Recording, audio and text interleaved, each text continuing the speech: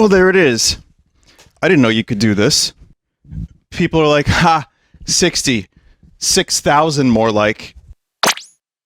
Well, yeah, I'm going to import. I mean, sure, I'm going to get my ass handed to me.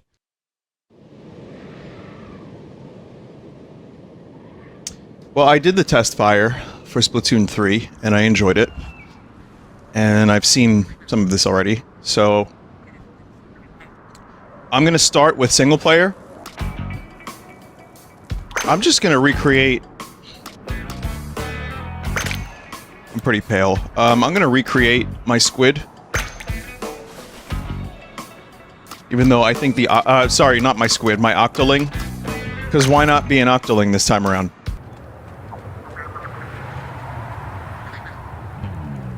I like the bottle of piss on my octoling's back.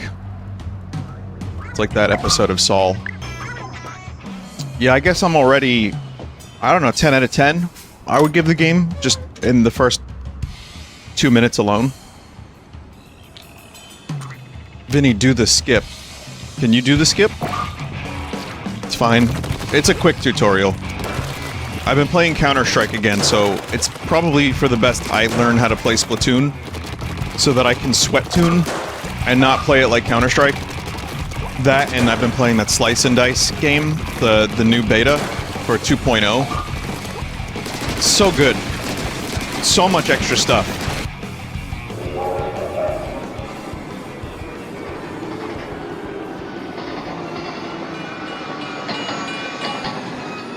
But yeah, this is a bit of a bonus. Because I streamed last night, and I like to do my 2 days during the week and one on Sunday.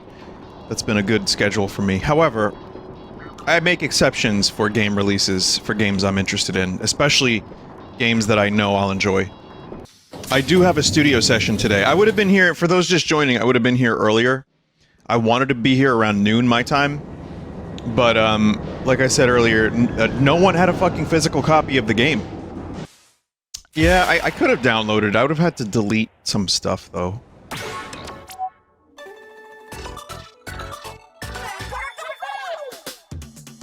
What'd you just say about me, mate?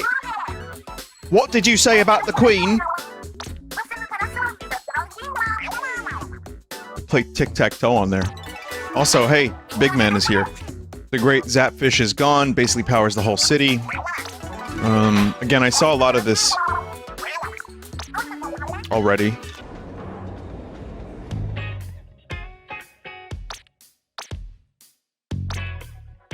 Get ready for super cool Amogus. People making cool statements. Queen death images. Various other memes. Anthropomorphic animals. Just get ready for it, because it's gonna happen.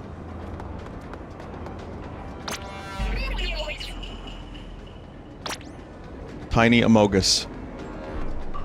Big Amogus. Alright, well I think we're done here. Here's a question. How does one get to the single player? Oh, this is photo mode. The sewer hole. Oh. Sploon. I'm looking for the sewer hole. Oh, here he is. Yeah, I just want to... I like the single player in Splatoon. It's an underrated feature of this game. And the Octoling expansion, as I've said 100 times, was very good. Very high quality.